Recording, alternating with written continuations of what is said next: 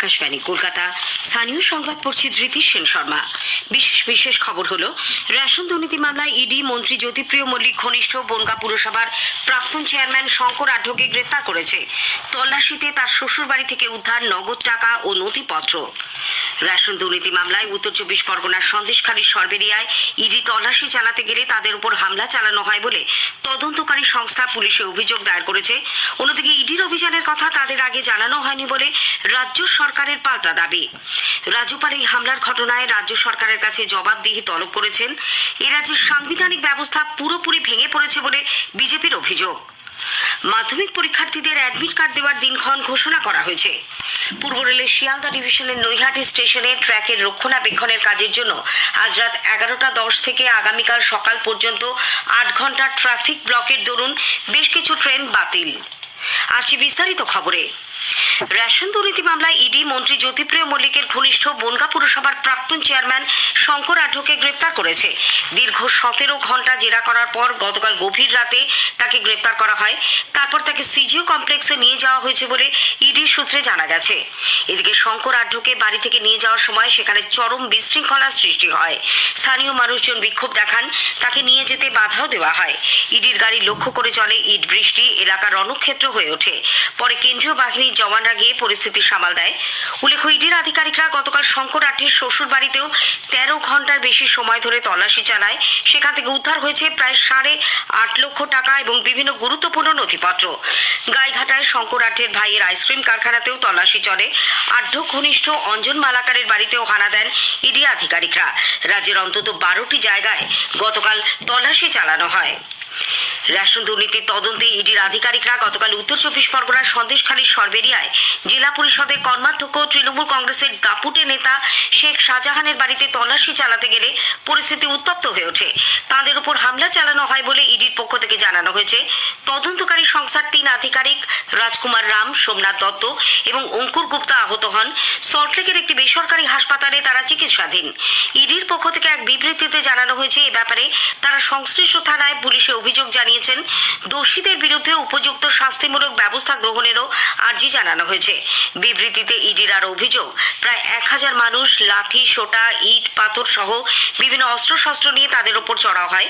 তাদের laptop, mobile phone, money bag, টাকা পয়সা এবং নথিপত্র কেড়ে নেওয়া হয়। শেখ শাহজাহান ও তার ঘনিষ্ঠরা সম্ভবত এলাকার লোকজনকে তাতিয়ে তোলেন বলে তদন্তকারী সংস্থার আরও দাবি। রেশন দুর্নীতির তদন্তে বিভিন্ন ব্যক্তির কাছ থেকে বেআইনি রেশন কার্ড উদ্ধার এবং অবৈধভাবে মজুত করে রাখা চাল বাজেয়াপ্ত করা হয়েছে বলেও ইডি সূত্রে জানা গেছে। তদন্তকারী সংস্থার পক্ষ থেকে এই হামলার কথা জানিয়ে দিল্লিতে ইমেলও করা হয়েছে। এদিকে ইডির অভিযানের কথা তাদের আগে জানানো হয়নি বলে রাজ্য সরকার পাল্টা দাবি করেছে। সকালে প্রথমবার যখন ইডির আধিকারিকদের ওপর হামলার খবর পাওয়া যায়, সেই সঙ্গেই পুলিশ গিয়ে তাদের উদ্ধার করে বলে সরকারি সূত্রে জানা গেছে। খবর পাওয়ার 30 মিনিটের মধ্যেই রাজ্য পুলিশ উদ্ধার অভিযানে নামে। রাজ্যের তরফে আরও জানানো হয়, ঘটনাস্থলে প্রথমে পৌঁছন এসডিপিও, তারপর জেলা পুলিশ সুপার। এডিজি দক্ষিণবঙ্গ গোটা ঘটনার নজরদারি চালান। রাজ্য পুলিশের কাছে খবর আসার পর আর কোনো ঘটনা বা হামলা হয়নি বলে সরকারের তরফে দাবি করা হয়েছে। বসিরহাটের পুলিশ সুপার জেভি থমাস জানিয়েছেন, हम जोग्राफिकली बहुत डिफिकल्ट टेरेन है। वहाँ से हम लोग पहुँचने के समय वहाँ बहुत कुछ लोग इकट्ठा ऑलरेडी हुआ था, क्राउड था, तो हम लोग जल्दी वहाँ से कितना भी गवर्नमेंट ऑफिशियल वहाँ था सबको हम लोग सेफली रेस्क्यू किया। वहाँ से हम लोग उन लोग का सेफ पासेज एंश्योर कर दिया था। যতগুলো ওখানে ইনসিডেন্ট হয়েছিল পুলিশ যাবার আগে ওখানে হয়েছে, পুলিশ যাবার সঙ্গে সঙ্গে যতগুলো লোক ছিল সবাইকে আমরা রেস্কিউ করে ওখান থেকে সেফ পাসেজ করেছি। আগেই জানানো হয়েছে, গতকালের ওই উত্তপ্ত ঘটনার পর সন্দেশখালীর সরবেরিয়ার পরিস্থিতি এখনো থমথমে, তবে তা অনেকটাই স্বাভাবিক হয়ে উঠেছে। মোতায়েন রয়েছে প্রচুর পুলিশ কর্মী, আটক করা হয়েছে 5 জনকে।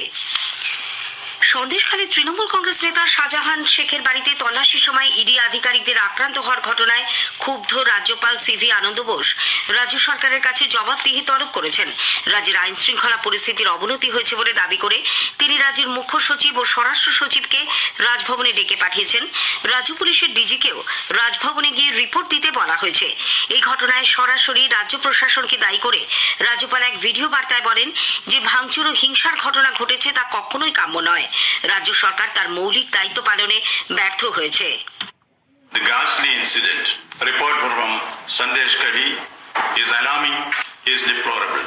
It's the bounden duty of a civilized government to stop barbarism and vandalism in a democracy.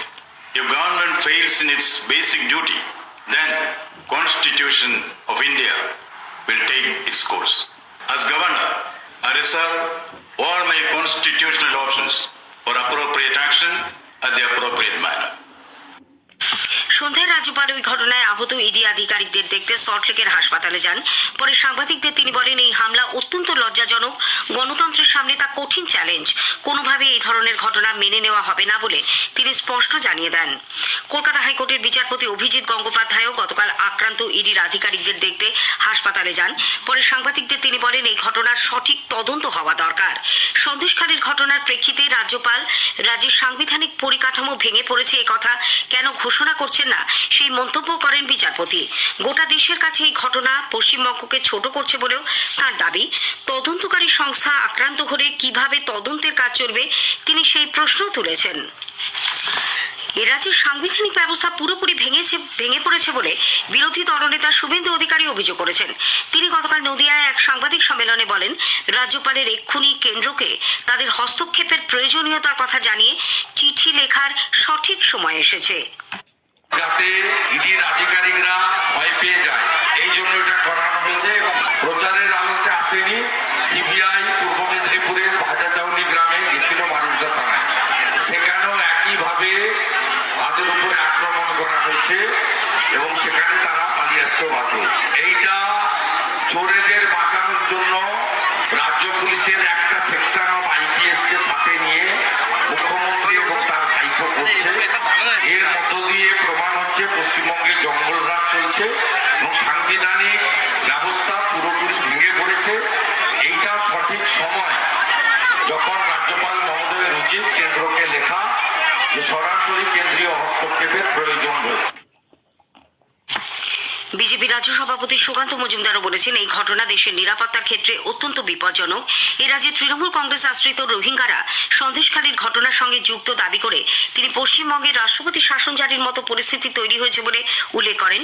এ ব্যাপারে কেন্দ্রীয় স্বরাষ্ট্রমন্ত্রীকে তিনি চিঠি দিয়েছেন বলেও সুকান্ত বাবু জানিয়েছেন। প্রদেশ কংগ্রেস সভাপতি সাংসদ অধীর রঞ্জন চৌধুরী ঘটনায় গভীর উদ্বেগ প্রকাশ করে বলেছেন, রাজ্যে আইন শৃঙ্খলা অবশিষ্ট নেই, দুষ্কৃতীদের দ্বারা সরকার চলছে। সিপিআইএমও হামলার ঘটনার তীব্র নিন্দা করেছে। এদিকে পুর নগর উন্নয়ন মন্ত্রী ফিরহাদ হাকিম বলেছেন, প্রশাসন বা শাসক দল কখনোই এই ধরনের হামলা সমর্থন করে না। এই ঘটনায় প্রশাসনের কাজ প্রশাসনই করবে। আরেক মন্ত্রী শশী পাজাও বলেছেন, রাজ্যপাল এই রাজ্যের গণতন্ত্রকে কটাক্ষ করছেন, অথচ মণিপুর নিয়ে তিনি নীরব। পদ্ধতি মেনে রাজ্যের রাষ্ট্রপতি শাসন জারি করার মতো ক্ষমতা রাজ্যপালের আছে কিনা তা নিয়েও প্রশ্ন তোলেন শশী পাজা। দক্ষিণ চব্বিশ পরগনার জয়নগরে তৃণমূল কংগ্রেস নেতা সাইফুদ্দিন লস্কর খুনের ঘটনায় আরও 3 জনকে পুলিশ গ্রেপ্তার করেছে। মোবাইল ফোনের সূত্র ধরে চেন্নাই থেকে তাদের গ্রেপ্তার করে নিয়ে আসা হয়। এই ঘটনায় এ নিয়ে এখনো পর্যন্ত 9 জনকে পুলিশ গ্রেপ্তার করল। বিজেপি রাজ্য সভাপতি সুকান্ত মজুমদারকে গতকাল দিনহাটা যাওয়ার পথে পুলিশ আটকে দেয়। কোচবিহার জেলা বিজেপি পার্টি অফিস থেকে বেরিয়ে আসার পর মরা চৌপথিতে সুকান্ত মজুমদারকে আটকে দেওয়া হয়। উল্লেখ্য, দিনহাটার ঝুড়িপাড়ায় আক্রান্ত বিজেপি কর্মী ঈশ্বর দেবনাথের বাড়িতে গতকাল যাওয়ার কথা ছিল রাজ্য সভাপতির। সেখানে আইন শৃঙ্খলা জনিত সমস্যা হতে পারে, এই কারণেই পুলিশের পক্ষ থেকে তাকে আটকে দেওয়া হয় বলে দাবি করা হয়েছে। স্থানীয় সংবাদ শুনছেন আকাশবাণী কলকাতা কেন্দ্র থেকে। এবছরের মাধ্যমিক পরীক্ষার্থীদের অ্যাডমিট কার্ড দেওয়ার দিনক্ষণ ঘোষণা করা হয়েছে। মধ্যশিক্ষা পর্ষদের পক্ষ থেকে জানানো হয়েছে, স্কুলগুলি আগামী 22 জানুয়ারি সকাল 11টা থেকে বিকেল 5টা পর্যন্ত পর্ষদের বিভিন্ন ক্যাম্প অফিসে গিয়ে অ্যাডমিট কার্ড সংগ্রহ করতে পারবে। 24 জানুয়ারি থেকে ছাত্রছাত্রীরা তাদের স্কুল থেকে সেই অ্যাডমিট কার্ড নিতে পারবে। পর্ষদের পক্ষ থেকে আরও জানানো হয়েছে, অ্যাডমিট কার্ডে কোনো ভুল থাকলে তা সংশোধন করতে হবে 29 জানুয়ারির মধ্যে। অন্যদিকে পর্ষদের বেঁধে দেওয়া আগামী 10 তারিখের মধ্যে যেসব স্কুল পরীক্ষার্থীদের অ্যাডমিট কার্ডের জন্য রেজিস্ট্রেশন করবে না, তাদের পরীক্ষায় বসতে দেওয়া হবে না বলেও জানানো হয়েছে। এদিকে মাধ্যমিক পরীক্ষা সুষ্ঠুভাবে সম্পন্ন করার জন্য মধ্যশিক্ষা পর্ষদ জেলা স্তরে নজরদারি দল গঠন করেছে।